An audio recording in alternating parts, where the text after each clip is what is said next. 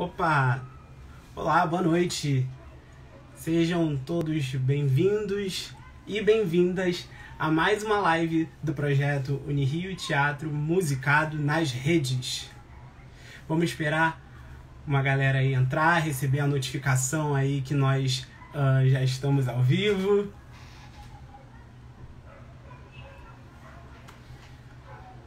E aí, gente? Hoje a gente vai ter uma live muito bacana. Hoje a gente vai falar sobre a arte drag no teatro musical. Nós teremos ela como convidada, a Velma Real. Daqui a pouquinho ela deve entrar aí pra gente colocar... Ah, já tá aí! Maravilha! Então, gente, enquanto a Velma vai entrando, eu vou dar só uns recadinhos aqui pra vocês. Que agora nós temos programação... Nós temos agora na nossa programação às quartas e quintas, às 8 horas da noite, né? Nós temos sempre lives, entrevistas, também aulões. Então você fica ligado que a gente tá sempre atualizando aqui as nossas contas no Instagram para você ficar ciente e não perder nada. E lembrar também que na nossa conta do YouTube a gente tem diversos espetáculos que o projeto Unirio Teatro Musicado já realizou. Então corre lá e dá uma olhada. Cadê? Vamos.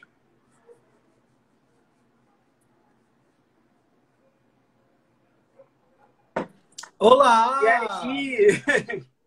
Tudo bem? Tudo ótimo. E contigo? Eu também estou muito feliz de estar aqui, na verdade.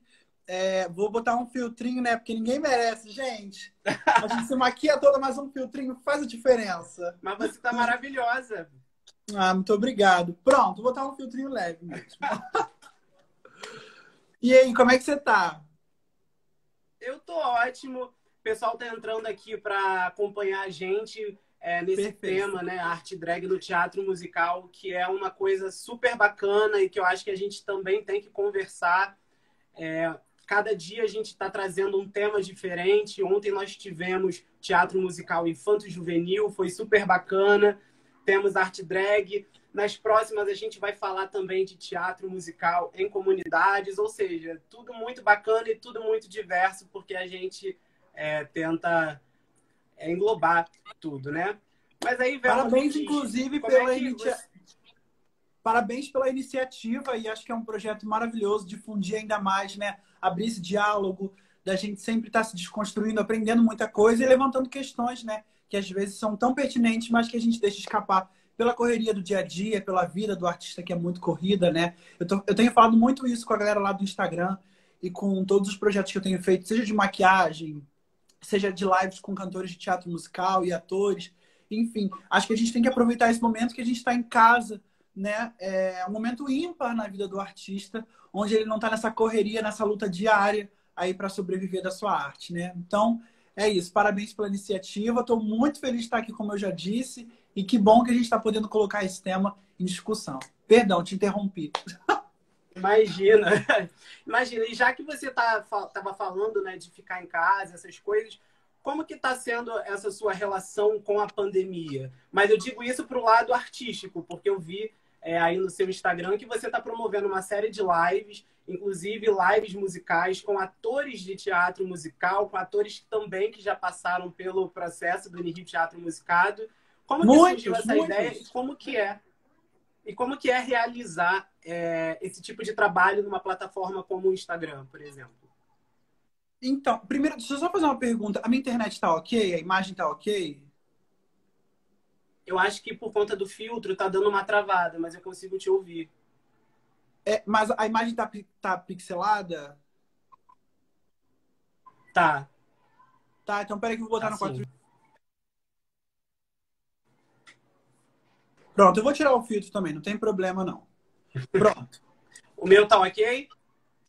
Tá perfeito pra mim.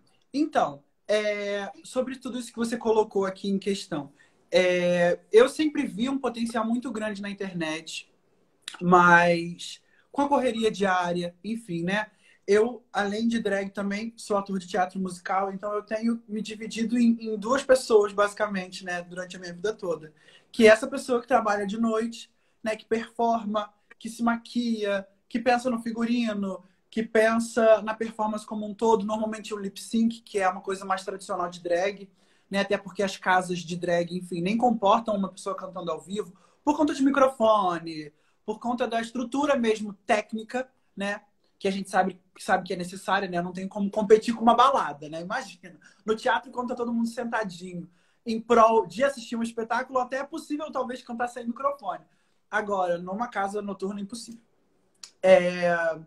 Então, essa correria noturna sempre existiu.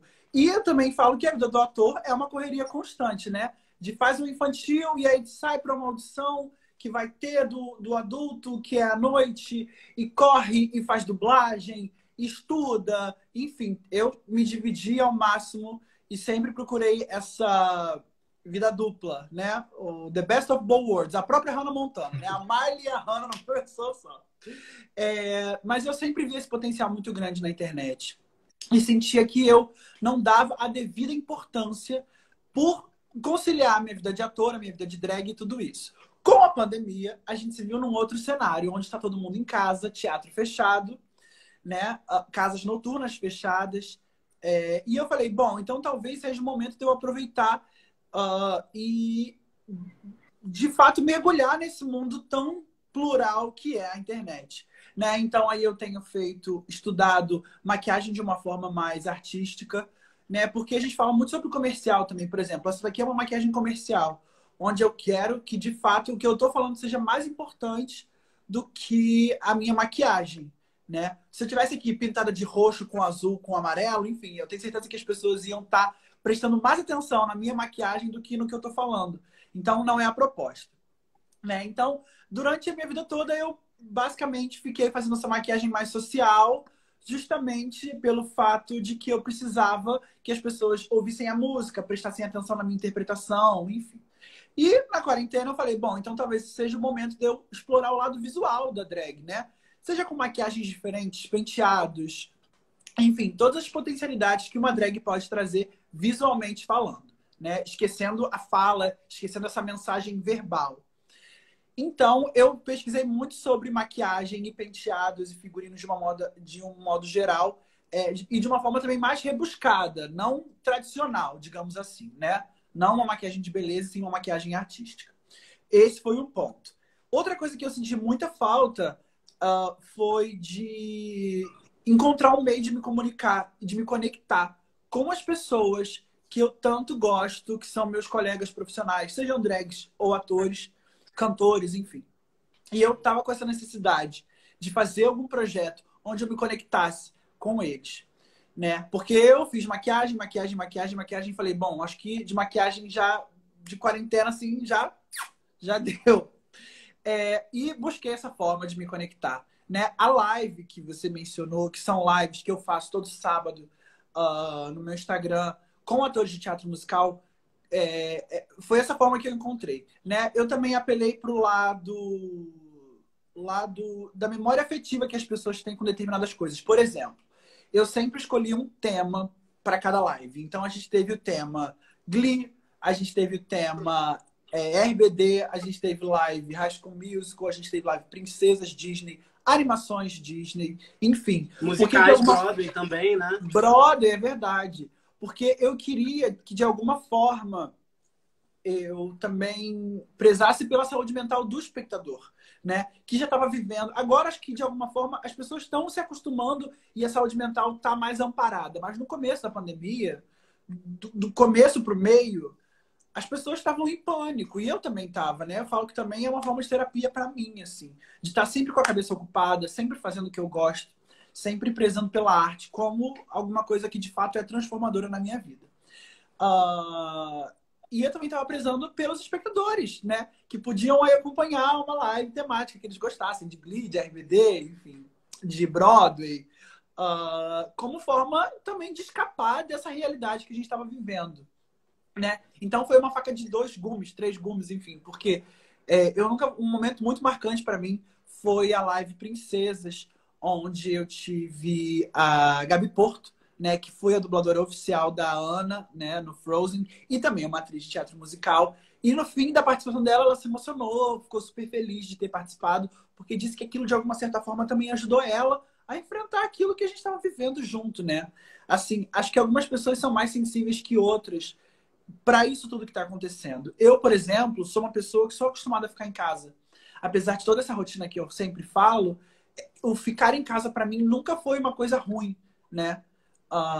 Porque eu gosto muito de estar em casa, gosto de ver TV, gosto de fazer minhas coisas mais cotidianas dentro de casa, gosto de estar junto da minha família.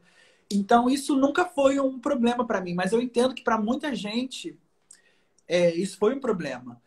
Outro ponto também que eu gosto de ressaltar sobre o ficar em casa é que eu encontrei maneiras de produzir a minha arte. Mas eu sei também que foi um privilégio meu. Eu sei que muita gente não teve esse privilégio de produzir arte na quarentena, seja cantando, seja atuando, enfim. E isso, de alguma forma, frustra muito, né, a gente. Então, eu tive esse privilégio de estar ainda usufruindo da minha arte e me movendo de alguma forma durante a quarentena. Então, foi muito bom também acolher essas pessoas que estavam meio perdidas nesse momento, né? De, poxa, não sei que tipo de arte eu faço, ou como fazer isso, enfim. Muito legal poder estar junto dessas pessoas também. Nesse momento, agora, eu não faço mais essas lives aos sábados, porque eu abracei um projeto que se chama Dreamcast Live, do Diego Montes, onde ele está, enfim, abrindo em votação musicais para que esses atores cantem as músicas, gravem para o grande público poder consumir, né? Tá aí também movimentando a arte, enfim. E ele tem essas lives de aquecimento, que são musicais que não entraram nessa lista, mas que ele quer contemplar de alguma forma. Então, todo sábado eu tô lá agora fazendo essa live no Dreamcast, apresentando, contando a dramaturgia de um musical. A gente teve headers agora. Agora a gente... Eu não sei se eu posso falar qual é o próximo. Enfim, fiquem ligados lá no Instagram da Dreamcast Live. Enfim, tô aí abraçando. O que eu tô gostando da Dreamcast é que eu tô conhecendo pessoas que eu não conhecia. Porque na minha live eu prezava por pessoas que eu conhecia, que eu já tinha trabalhado, ou pessoas que tinham assistido a live, pediram para participar e que eram super sempre bem-vindas e acolhidas. E nesse Dreamcast, como eu não tenho nenhuma jurisdição, digamos assim, sobre quem participa, eu acabo conhecendo outras pessoas, o que é assim. Maravilhoso. Total, assim, total. Né? Conhecer outros trabalhos, estar em contato com outras pessoas do mercado, ou que também não estão no mercado, estão estudando, que são tão maravilhosas quanto. Enfim, gosto muito, sou muito fã já dessas pessoas que estão aí no Dreamcast Live. Outra coisa que eu também estou fazendo na quarentena, olha, eu estou falando bastante. Quando quiser me interromper, me interrompa. Não, não. Outra coisa que eu estou fazendo também na quarentena eu estou sendo host numa live que acontece no Instagram de Marotos Uma História.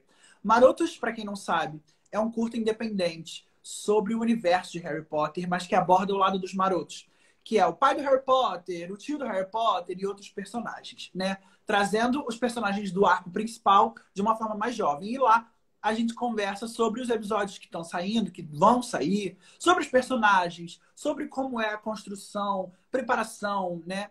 Tudo isso que engloba o lado artístico da série. Então a gente também tem papo com figurinista, diretor, cenógrafo, enfim, muitas e muitas coisas. Né? Então, basicamente é isso. O trabalho de maquiagem, o trabalho das lives tem basicamente ditado como eu vivo na quarentena. Isso, assim, de uma forma muito boa, porque me mantém ocupado e sadio mentalmente, sabe? Ou seja, e você também continua produzindo arte, né? Que é o mais importante e fica se abastecendo de arte. Bom, deixa eu te perguntar uma coisa. Como que surge Velma Real? Então, eu participei de uma prática de montagem lá no Sefton, onde a prática se chamava Kinky Boots, né? E Kinky Boots, para quem não sabe, é um espetáculo que tem como protagonista a Lola, que é uma drag queen. E a dramaturgia permeia tanto a vida do outro protagonista, que é o Charlie, né, que tem uma fábrica de sapatos, quanto a história da Lola e a vida dela anterior àquele momento do espetáculo, a relação deles dois, a relação dela com o fato de ser drag e o fato, enfim, de estar trabalhando, enfim, muitas coisas, um espectro muito grande. E eu tive o privilégio e a honra de poder interpretar a Lola nesse musical. E após isso, como uma boa prática de montagem, a gente investiu no figurino, no cenário e tudo mais. E no fim do espetáculo, eu me vi em casa com 4 vestidos 2 pares de sapato, 3 perucas e muita maquiagem.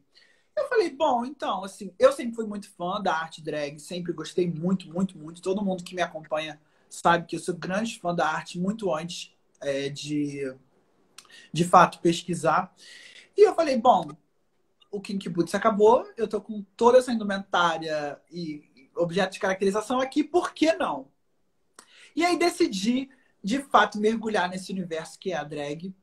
E participei de vários concursos na cena drag carioca, concursos para drags iniciantes, para drags intermediárias, enfim. Me joguei de fato e todas as oportunidades que eu tinha de mostrar meu trabalho eu estava mostrando. Além disso, também eu lancei 2 músicas autorais no Spotify. Então lá, então, quem quiser conhecer um pouquinho mais do meu trabalho, tá lá no Spotify. Velma Real, só jogar que me encontra muito fácil. As pessoas me cobram muito isso de drag cantora. Eu acho que é porque eu sou drag e porque eu canto. Mas, de fato, eu sinto que eu sou uma drag que mora e vive no teatro. Que, de fato, precisa do teatro para existir, né? Quando eu comecei a fazer drag, todo mundo que vê drag assim à primeira vista encara isso como um personagem, né? Então as pessoas já esperam que isso que eu tô fazendo aqui agora não seja eu de verdade. A forma com que eu falo, com que eu me porto. Só que de alguma forma isso é uma extensão de quem eu sou, né? Eu falo que depois de um tempo que você faz drag, você não consegue encontrar onde termina a drag, onde começa o Caio, onde acaba o Caio, onde começa a drag. Enfim, tô completamente misturada a drag. Velma Real é só um nome para sei lá, para caracterizar o que essa arte engloba, mas sou eu, assim, a forma com que eu falo, o que eu penso, meus posicionamentos, né? Não tem como separar a minha arte de mim mais, né? Tanto as pessoas que veem o meu trabalho, quanto eu, assim, eu não consigo mais ver diferença, né? E prezo muito para que a imagem da Velma seja boa, porque de fato é a minha imagem, são os meus preceitos, os meus valores, enfim, tudo o que eu acredito enquanto artista eu de fato consigo transpor na drag. E te perguntar, você falou do Kinky Boots, mas em que momento que o teatro musical realmente ele entra na sua vida? Foi antes? Foi nessa prática de Então, montagem? Como que... não, eu tinha uma relação muito querida, assim, com o teatro musical também, porque, enfim, o primeiro espetáculo que eu assisti foi Hairspray, do Miguel Falabella, e eu tomei um susto, assim, porque eu encontrei naquilo tudo que eu amava fazer de fato, né? E principalmente atuar, assim, eu posso dizer que eu canto como consequência do meu trabalho de ator. Se eu não fosse ator, eu talvez não me empenhasse tanto em estudar canto, em botar esse lado cantor para fora, né? Mas a arte de atuar, de fato, é uma coisa que me abraça e me envolve muito, assim, que mexe muito comigo, né? Que tá dentro de mim e que eu não consigo, de fato, viver sem. Acho que eu abriria mão, acho não, com certeza eu abriria mão da drag antes de abrir mão do teatro, assim. Se eu tivesse que escolher, se botassem marma na minha cabeça aqui agora e mandassem escolher, de fato, eu abriria mão da drag primeiro, porque o fato de atuar me possibilita também ser drag, né? O fato de atuar e de estudar uma dramaturgia, estudar um personagem, isso faz com que, por osmose, eu acabe pegando os ensinamentos que aquele personagem teve de vida para mim, né? E isso é muito poderoso. A arte tem esse poder transformador muito por isso. Por, de fato, te possibilitar entender muitas coisas que talvez você não entenderia se você não estivesse vivenciando por uma outra pessoa, né? Que é o seu personagem, a sua personagem. Enfim, o teatro musical tem esse viés para mim de extensão do meu trabalho de ator. Só que como o mercado também é muito extenso do teatro musical, eu acabei me inserindo e me apaixonando por ele, porque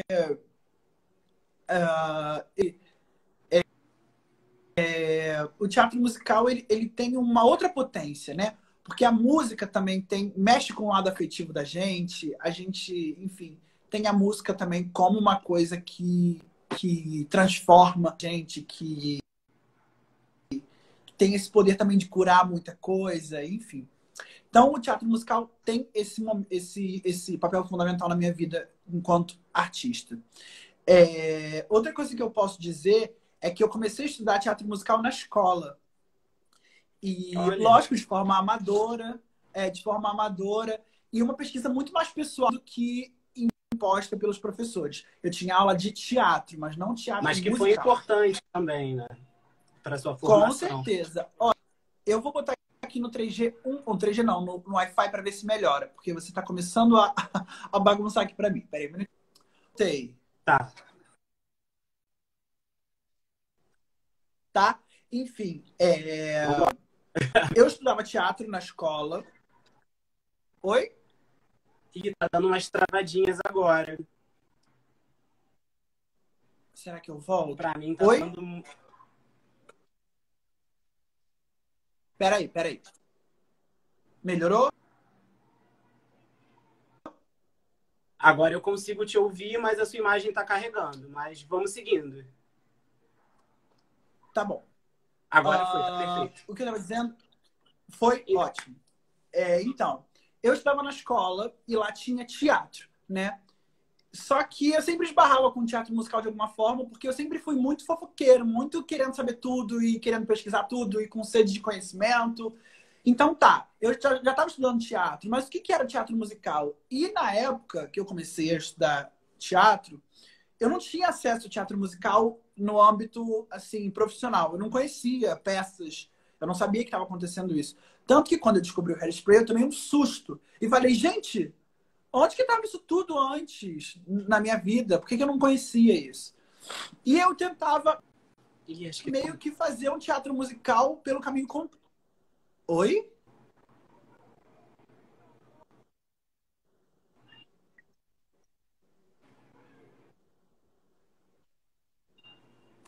Acho que travou. Voltei? Oi, voltou. Tá com muito delay, mas eu vou falando e aí é isso. Vamos lá.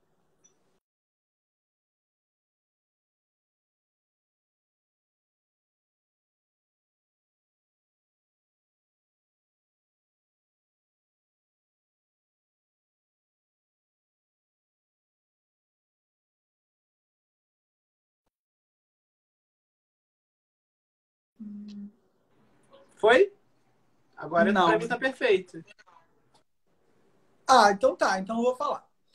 Então, a gente queria fazer o Fantástico Mundo de Feiurinha, do Pedro Bandeira. E aí eu falava assim, gente, por que a gente não bota umas músicas? A gente grava no estúdio, porque não tinha aparato nenhum. Enfim, nenhum. Não existia a possibilidade de fazer musical ao vivo na escola. Eu falava assim, gente, por que a gente não grava no estúdio? A gente escreve umas músicas, grava no estúdio e apresenta na hora, pensa numa coreografia e tudo mais. Eu sempre tentava colocar isso de alguma forma. E eu sempre tive a liberdade do diretor de apoiar e, enfim, corroborar a ideia. E eu falava assim, ótimo. Então, eu sempre fui indo. Quando eu conheci, de fato, teatro musical, eu falei assim, cara, não, então talvez eu precise me profissionalizar, porque eu achava que não tinha, eu não encontrava, não chegava até mim. Então, eu fazia da forma que eu achava que tinha que ser. Então, se tem essa estrutura, então talvez seja importante eu estudar, até para levar isso para a escola, enfim, e fazer com mais qualidade, fazer de uma forma melhor. E não tive outra opção a não ser estudar teatro musical, porque de fato o meu corpo pedia aquilo.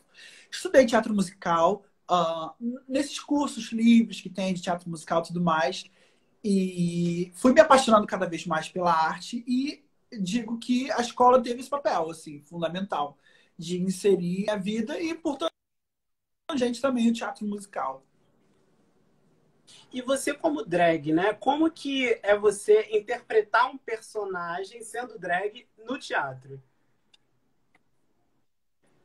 Então, essa é uma questão excelente, assim, porque quando eu falo que eu sou drag e que eu interpreto personagens femininos, sejam drags ou não, as pessoas normalmente falam assim: pô, mas você só faz drag? Tipo, você só interpreta drag? Você é Mas é só porque. isso. Mas é porque as pessoas têm mania de rotular tudo, assim, né?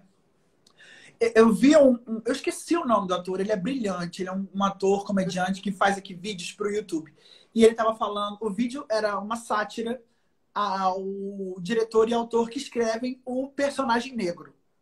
E a única característica do personagem no vídeo dele é negro.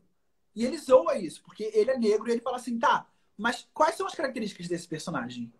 Ele é legal? Ele não é legal? Ele é simpático? Ele é mal-humorado? Ele é triste? Ele é mais pra feliz? Ele tem um problema? Ele, assim, e o diretor e o autor, ele brincava, e o diretor e o autor só falavam negro. Como se negro fosse a única característica daquele personagem. E eu sinto que isso também fala muito por mim, assim, porque quando eu falo que eu interpreto uma drag, as pessoas acham que o meu único personagem é drag. E não é assim, né? Quantos tipos de drag a gente conhece? O mesmo número de tipos de pessoas, né? Existem pessoas legais, existem pessoas que não são tão legais, existem, enfim, inúmeros tipos de pessoas que eu posso citar aqui. A gente pode ficar 3 horas de live ou mais só de eu citando tipos de pessoas. Então, por exemplo, a Lola era uma personagem muito classuda. Ela era centrada, ela tinha um toque de comédia, mas ela tinha muito rancor, não rancor, mas ela tinha um passado muito duro que ela expunha numa música, que, enfim, inclusive é minha música favorita, que é Not My Father's Son. E, aí depois disso, eu fiz a Brigitte no episódio. E a Brigitte era completamente o oposto. A Brigitte era uma garota de programa dentro de um cabaré, onde todas as meninas eram garotas de programa e ela era garota de programa e drag ao mesmo tempo. Então, o que eu usava para Lola, nada me servia para Brigitte. Nada, nada, nada, nada, nada, nada, nada. Então, eu comecei a construir uma outra coisa. E foi super, assim, enriquecedor, né? As pessoas que tiveram a oportunidade de ver o Kinky Boots e o Rapsódia falaram assim, cara, como é diferente. E, de fato, era. Por exemplo, na Lola, eu não usava... Ela tinha, inclusive, o apelo sexual, mas ela só mencionava, ela jamais expunha a sexualidade dela, sabe? Já o Rapsódia, eu tinha uma cena que eu engoli uma garrafa. Não inteira, pelo amor de Deus. Mas, assim, a forma dela chamar atenção era expondo a sexualidade dela. Então, ela engolia a garrafa, olhando para os rapazes, ela sentava no colo, ela passava a mão, pegava a mão dos rapazes e botava no corpo dela. Ela tinha essa relação com o corpo dela e com os outros. E, ao mesmo tempo que eu fazia a episódio, eu estava em cartaz também com Pequena Sereia. Que é isso que eu ia te perguntar. Como que foi fazer a Pequena Sereia, que é um espetáculo infanto-juvenil, né? E ao mesmo tempo é um espetáculo voltado para o público infanto-juvenil e ao mesmo tempo esse público vai acompanhado de responsáveis, né? Que são os adultos, né? Teoricamente. Existiu alguma questão? Como que foi essa experiência para você? Olhando, olhando a resposta desses dois públicos, o infanto-juvenil e o adulto. Então, eu fiquei muito ressabiado, assim, com o convite da Pequena Sereia, porque não partiu de mim, obviamente, né? O diretor me convidou, ele já sabia que eu desenvolvia a pesquisa de drag e me convidou. E você, rapidinho, você interpretou? A Úrsula, perdão. Maravilha. Eu interpretei a Úrsula na Pequena Sereia, ao mesmo tempo que eu estava em cartaz com o Rapsódia. E, obviamente, mais uma vez falando sobre linguagens, né? Linguagens completamente diferentes. Completamente, assim. Isso eu posso dizer que foi um privilégio de estar em cartaz com Pequena Sereia, porque se já é difícil ser drag no teatro, imagina ser drag no teatro infantil, né? São raros os casos que a gente encontra. E tendo essa oportunidade, eu pude ver o quanto drag é potente e quanto crianças têm a mente aberta, né? Como o preconceito ele é ensinado. Porque eu não lembro de nenhuma vez, em nenhum caso que eu posso citar aqui, de homofobia, preconceito com a personagem drag no teatro infantil. Não posso citar esse momento, eu estaria mentindo para vocês. Eu tenho certeza que esses casos existiram, mas eles não chegaram até mim. E olha, eu sou bem atento com isso. Eu sou bem atento. Eu fico de olho, assim. Se um alfinete da roupa do meu amigo cai na coreografia lá no fundo, eu sou a pessoa que, ao fim da coreografia, discretamente vai e pega e sai. Eu sou essa pessoa. Mas você disse isso em relação às crianças ou o público geral? Adulto, criança? O público geral. O público geral. Por incrível que pareça, o público geral respondeu muito bem a Úrsula. Nunca tive um caso. Inclusive, eu posso dizer que as crianças adoravam tirar foto comigo. Adoravam. Eu não sorria na foto, porque lá a gente tem esse primor pelo personagem na foto também, né? para não acabar com a magia. Então eu não sorria na foto, eu ficava de cara fechada e as pessoas... quero tirar foto com a bruxa. Eu pegava com a cara fechada, tirava foto, devolvia pro pai. E O sempre personagem assim... continua no foyer do teatro. Lógico, né? Porque a criança tem esse, né? Ela acredita naquilo ali até no final. E quem sou eu para acabar com a Imagina, a frustração. Ué, a bruxa não era... Não. A bruxa não era Mata sorrindo aqui. Pelo amor de Deus. Aqui, ó, o Rubens Farias, inclusive, tá aqui. A gente ficou tanto em cartaz no Rio de Janeiro quanto em São Paulo. Né? A gente foi para São Paulo, ficou em cartaz. Eu fazendo a Úrsula, em momento nenhum vivenciei uma situação constrangedora. Nem pela produção, nem pelos teatros e nem pela plateia. Tenho esse privilégio. Sei que é um privilégio. Mas também não posso mentir aqui e dizer que vivi uma situação constrangedora quando de fato eu não vivi. Sempre fui muito abraçado.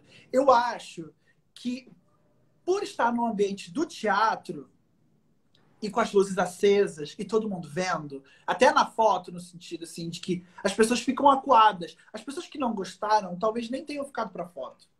Elas tenham ido embora. Porque as pessoas também, assim, os preconceituosos, eles são preconceituosos, mas eles não são burros. Eles não fariam, talvez, um show, um escândalo na frente de todo mundo, sendo que existiam pessoas que, de fato, consumiam o trabalho e que apoiavam o trabalho da drag no teatro infantil. Assim, apoiavam o trabalho da drag é muito forte, mas não se incomodavam, né? Talvez não questionava. Isso. Talvez se elas soubessem que eu era drag em outras ocasiões, talvez aquilo incomodasse. Mas, de alguma forma, elas viam que as crianças compravam a ideia de uma drag fazendo a Úrsula, né? Então, eu acho que eram dois caminhos legais. Eram as crianças gostando e já guardando essa memória afetiva de um rapaz vestido de mulher como uma figura agradável para elas. E também o viés do responsável que via o filho se divertindo e consumindo e acreditando naquilo, enfim, abraçando aquela ideia. Então, talvez eu creio que, por estar fazendo teatro infantil, alguns pais tenham... Pais e mães, né? A gente tem maneira de falar pais, mas enfim, algumas famílias... Responsáveis. Tenham tido, de fato, o olhar mais criterioso quando se fala de ator e arte, e não sexualidade nesse sentido, assim, né? Eles puderam ver, de fato, a drag num lugar artístico, sabe? Que por mais que seja óbvio pra gente que fala sobre isso, para muita gente não é, né? Eu tenho amigas drags que começaram a se montar e os pais perguntaram se elas iam se prostituir ou o que eu particularmente não vejo como problema, cada um faz o que é da sua vida, mas eles viram também no sentido de que talvez o rapaz quisesse se tornar uma mulher, se é que faz sentido isso, né? Se tornar uma mulher, mas... É uma visão deturpada, né? Isso, uma visão deturpada do que é a arte drag. E simplesmente a arte drag. Mas aí me conta também do Beatles no Céu de Diamantes, porque você foi Beatles por um dia, né? Cara, eu fui Beatles por um dia. Esse dia, assim, foi um dia ímpar pra mim. Primeiro porque foi uma grande oportunidade. Ser Beatles por um dia, drag ou não, já é uma grande oportunidade, né? E eu fui Beatles por um dia e drag. Eu fui a primeira e talvez a única drag que participou. Eu tava muito nervoso nesse dia. Tanto que eu me perdi lá na letra, na estrutura da música que eles trocaram e trocou tom no mesmo dia, enfim. Foi uma coisa que mexeu muito com o meu emocional e que me dificultou executar com perfeição aquilo. Mas mesmo assim, a galera, enfim, até os atores, a equipe, todo mundo abraçou muito a ideia e foi muito receptivo nesse sentido. Quando viram que eu estava inseguro, todo mundo veio para cantar comigo no palco. Foi uma coisa linda, assim. Foi um momento único na minha vida que eu guardo como uma lembrança de que nem tudo é para ser perfeito, sabe? E tá tudo bem também, né? A gente tem que estudar, a gente tem que se dedicar, mas às vezes a emoção toma conta ou o nervosismo. E a gente tem que saber se perdoar, né? Eu dou esse depoimento sempre porque foi uma coisa que eu demorei muito para aprender, a me perdoar, sabe? De erros. A gente que fala de teatro, a gente que fala de atuação de um modo em geral, de arte, tem a mania de não se perdoar, né? Se a gente desafia na maldição, a gente se martiriza. Quanto tempo a gente fica se martirizando? Quando a gente esquece, troca um texto, quando a gente erra uma coreografia, quanto tempo a gente fica se machucando, né? E ninguém mais lembra daquilo, mas a gente faz questão de ir na nossa ferida e ficar enfim, se machucando com isso, enfim. Então, essa é um dia que eu guardo com muito carinho, no sentido de que eu tento me perdoar sempre que eu lembro disso, né? Exercer esse perdão comigo mesmo. Mas não só isso, você também estava ocupando aquele espaço, né? E é um ato político ao mesmo tempo. E aí? Só que acho que por eu ter ficado muito nervoso, talvez eu passei batido por essa questão. Isso não ficou registrado, mas sim, que bom que você tocou nesse ponto. Total, um ato político tá ali.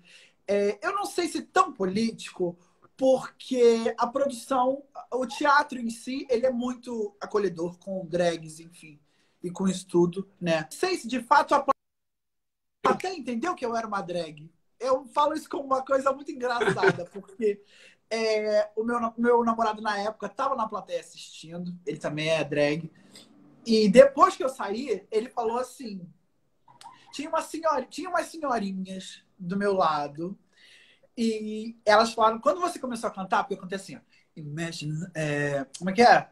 Imagine all the people, tipo, nesse tom.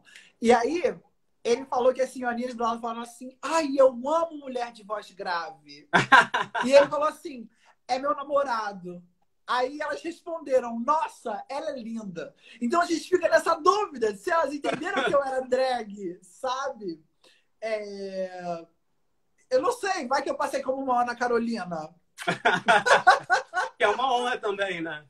Maravilhoso, maravilhoso. Então eu fico nessa dúvida, assim. Mas, brincadeiras à parte, total, é um ato político, tá ali, representando tanta gente, que se Deus quiser também vai ter a honra de pisar num palco, de estar num espetáculo, enfim, de estar podendo desenvolver a arte drag. Eu falo também de estudo com as drags, falo muito assim. Algumas drags me mandam mensagem que falam, eu queria muito me tornar uma drag que também faz teatro musical, queria me inserir no meio.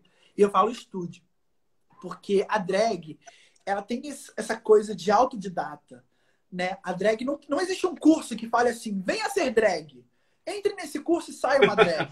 Não existe esse curso, né? Por mais que, por exemplo, eu dei aula de maquiagem. Ainda, né? Oi? Ainda não existe. Ainda, total. Por mais que eu receba convites para dar aula de maquiagem, inclusive eu fiz lives lá no Encena, que é um curso de teatro musical que está abrindo as portas. Eu dei aula de maquiagem, visagismo, maquiagem drag de um modo geral. Fiz a maquiagem da Elphaba, inclusive. Dou aula particular de maquiagem drag. Por mais que eu dê aula de maquiagem, até de performance, eu também faço coach. Por mais que eu faça isso tudo, ainda não existe um curso que fale, entre nesse curso e saia uma drag. Como existem muitos de teatro, né? Entre num curso profissionalizante e saia com seu DRT. Entre num curso de música e saia com seu registro de música, enfim. A drag não tem isso. Então, às vezes, as drags, de modo geral, não tem isso na cabeça de que é preciso estudar para desenvolver mesmo a arte, né? Porque por mais que a gente seja artista, às vezes até os artistas esquecem que é preciso estudar arte. Olha que engraçado.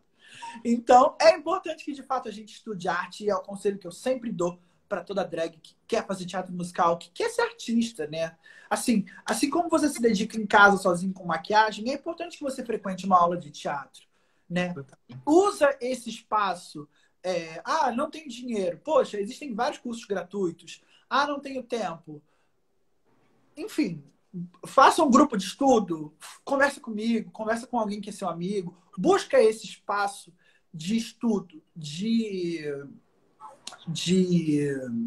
enfim, de estar aí em movimento e crescendo e estudando. Eu sei que eu sou uma pessoa viciada em conhecimento. Não estou dizendo que eu sei, não, que eu detenho todo o conhecimento. Não é isso que eu estou falando. É que, de fato, quando eu me interesso por algum assunto, eu, de fato, quero estudar. E eu estudo. Eu sou essa pessoa. Mas eu sei que não faz parte de todo mundo isso. Mas, de fato, é importante que eu fale que a pessoa precisa estudar, né? Porque senão a pessoa vai se tornar uma pessoa frustrada. Vai achar que é sorte. Eu tenho uma amiga que ela começou a fazer teatro drag. Ela é drag, começou a estudar teatro. E se frustrou muito rápido. E eu não sei como também virar para ele e falar assim, poxa, olha quanto tempo eu estou estudando, olha quanto tempo fulano está estudando. É lógico que existem pessoas que furam essa fila por oportunidade, né? Mas continua estudando. Não é fácil, assim, não é de um dia para o outro. Você não vai fazer um curso e o Miguel Falabella vai te assistir e falar, nossa, você vai ser a Edna Turnblad. Não é assim, entendeu? Não é assim que funciona. Por mais que funcione assim para algumas pessoas. E eu adoraria que todas as pessoas pudessem ter essa oportunidade mágica da fada madrinha que te assiste e fala, pronto, você agora vai estrear um grande musical. Mas não é assim, né? E Nem já que grande, você, assim. e já que você trouxe essa problemática, eu vou te jogar uma outra aqui. Você me diz aí o que você acha, mas você concorda ou não que por algumas vezes, né, ou pela maioria das vezes, a drag ela é utilizada muito nos espetáculos de teatro como alívio cômico? E o que se você concorda ou não, ou... Olha, eu concordo, mas eu não sei se é uma problemática. É o viés Uhum. principal da drag, né? Até hoje, lógico, existem sempre as exceções, tá, gente? Eu jamais quero generalizar. Eu tô dizendo o panorama que é. De uma certa forma, a maioria das drags traz esse viés cômico junto de si. Até aquelas que falam, nunca farei comédia, fazem. Então, eu acho que, de fato, as pessoas só estão aproveitando as potencialidades que a drag usa de si. Assim, eu acho que se a drag não quer ser o alívio cômico, então, como a drag é dona do seu próprio trabalho, que ela de fato não seja cômica. Que ela de fato não seja. E que as pessoas possam enxergar um outro tipo de trabalho. Porque, diferente do ator, a drag é o seu próprio trabalho. Então a gente manda no nosso trabalho. Se eu não quero ser uma drag cômica, eu que não tenho que ser. Não, não existe um diretor que vai me direcionar, não existe alguém que vai mandar no meu trabalho. Sou eu que estou escolhendo ser cômica, sabe? Então acho que é isso, assim. E eu talvez não enxergue dessa forma. Por exemplo, o Kinky Boots era um espetáculo que era quase 100% cômico. Mas eu tinha um momento que, de fato, eu falava do passado do personagem. Né? E isso era muito forte, muito potente. Não tinha nada de cômico. Nada, nada, nada de cômico. O episódio era cômico, mas a peça era de comédia. Então todo mundo tinha esse viés cômico. Então não distinguia a drag dos outros. O Beatles no Céu de Diamante não foi, por exemplo, uma coisa cômica. Eu cantei Imagine, do John Lennon, e foi um momento que as pessoas se emocionaram. Eu me emocionei, todo mundo estava no palco. Teve esse momento, Uhum. sabe?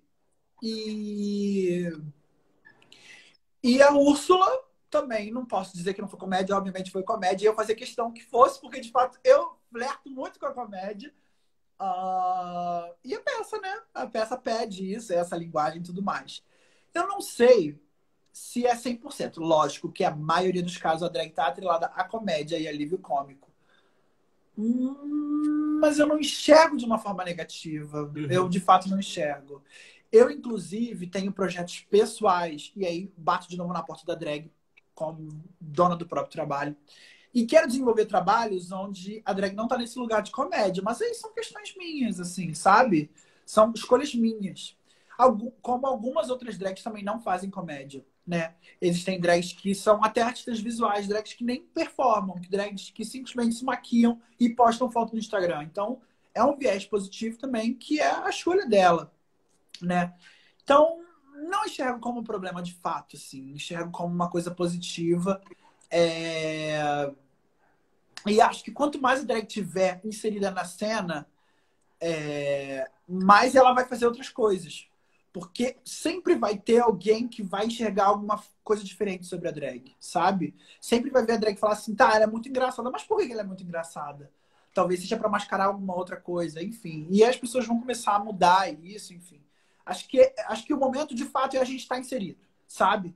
Sem muito questionar o como. É, de fato, a gente tentar mais se inserir e a drag estar mais presente na arte do teatro musical, da encenação, na televisão, enfim. Acho que esse é o momento presente que a drag precisa viver enquanto arte. Então, já pegando até um ganchinho do que você acabou falando até a minha próxima pergunta, mas Ah, beleza, eu falo muito. Não, imagina, você só adivinhou aqui o meu pensamento. Mas como que você, então, enxerga esse espaço drag no teatro? Você acha que está sendo construído aos pouquinhos, ou já é suficiente, ou é uma coisa nova? O que que passa na sua cabeça quando a gente coloca drag queen no teatro? Então, há um tempo eu venho vendo cada vez mais personagens drags, né? Eu posso citar aqui a Lola do Kinky Boots, o Jamie, a Edna Turnblad e a Angel, enfim, vários personagens, vários não, mas alguns personagens drags dentro, né? Só que eu acho que esse espaço ele tem que ser construído pelas drags. E não só pelas drags, mas pelas drags e para as pessoas que acreditam nessa arte. Porque esse espaço, ele existe, mas ele não dá conta de um terço da quantidade de drags que existem, né? Então eu falo que esse espaço ele tem que ser construído. A Thalia do Brilha La Luna, a Gabriel está dizendo aqui, é verdade.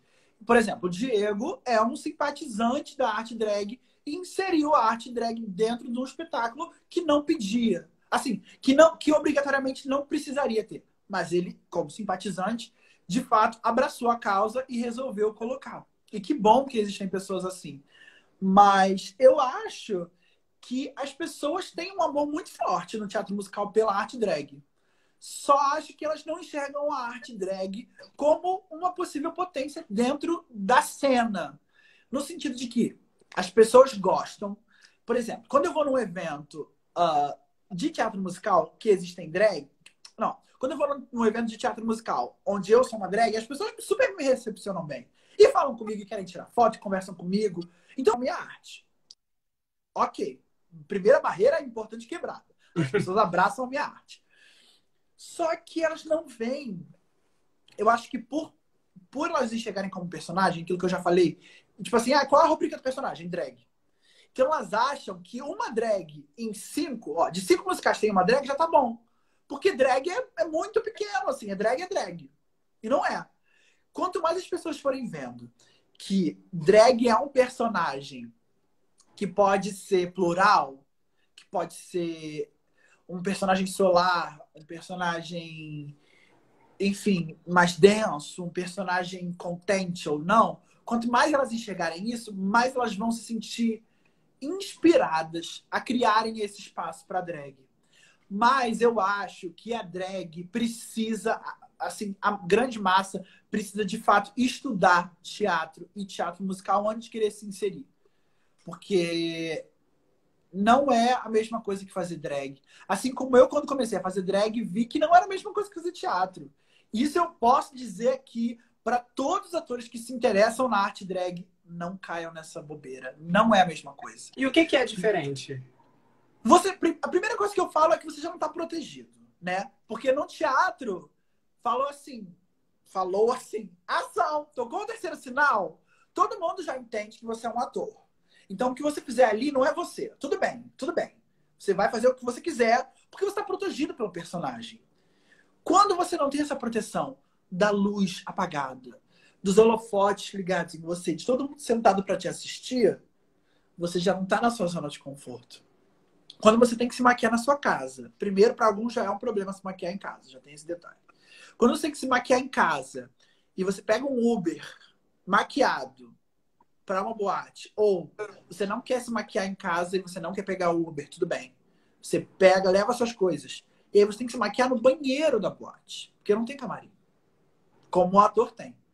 E todo um aparato de que o figurinista escolhe seu figurino, o diretor faz as suas marcas, o diretor musical faz a sua linha melódica, o camareiro passa a sua roupa. A drag não tem nada disso. Nada. Nada disso. Você passa a sua roupa, você se maquia, você vai pra boate, você tá maquiado e montado, mas se você quiser se desmontar lá, você que leva a sua própria mala, com a sua roupa de boy, com as suas coisas, você carrega as suas próprias coisas. Às vezes você vai numa boate e as pessoas não estão nem aí pra você performando. Eu já passei muito por isso. Do cara o cara da caminho dar o play e eu chegar dublando, sei lá, Mariah Carey, e as pessoas, ó, eu no palco, fulano, pega um pouquinho mais pra mim, nem aí. Quando que você vai ver isso no teatro, menino? Nunca que você vai ver. Se alguém liga o telefone, as pessoas já se incomodam. Mas tudo bem, deixam passar. Agora eu queria ver alguém levantar no meio do espetáculo e falar assim: ai, tô muito doido! E vomitar. Porque isso acontece o tempo todo com a gente brasileiro. O tempo todo. Então, aquela personagem que você falou assim: ai, a Velma vai ter sotaque francês e só vai falar assim. Quando você faz isso e chega numa balada que ninguém tá nem ouvindo o que você tá falando, você já morre. Essa personagem toda que você criou, esse jeito de falar, esses trejeitos, essa entonação de voz, isso tudo que o ator pode ter, você já não tem de drag. Ninguém tá nem aí pra isso. A não ser quando você vai performar numa casa onde está todo mundo sentado, com bebida e te assistindo, o que é muito raro. Eu conto nos dedos às vezes que eu performei assim. Nos dedos. Por exemplo, o Dragstar, que é um concurso drag. Todo mundo está sentado no teatro para assistir. Agora, isso não é vida drag, isso é um concurso. Agora, a drag que vai performar na V de Viadão, que é de madrugada, com a luz de techno piscando, e todo mundo lá, uma fumaça. Cara, não é a mesma coisa. Não é. Não é. A drag não tá protegida. A drag tá 5 vezes mais vulnerável do que o ator. Eu sinto que o ator tá vulnerável antes de... Tudo que ele faz antes de subir no palco e tudo que ele faz depois é vulnerabilidade. Mas o palco não é vulnerável, é a casa do ator. E da drag não. Da drag ela tá vulnerável do começo até o fim. Entende? Uhum. Porque, de fato, ela não está protegida por isso. E eu ainda falo, de novo, ainda vou bater na tecla de que tudo que você faz enquanto ator, as pessoas entendem que é um espetáculo. Elas podem nem gostar. Elas levantam e vão embora. Mas elas não te hostilizam.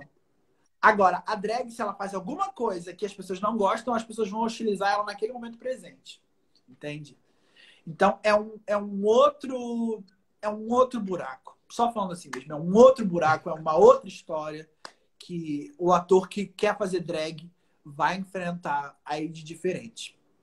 E eu tomei várias porradas desse universo drag. Assim. Tomei várias porradas.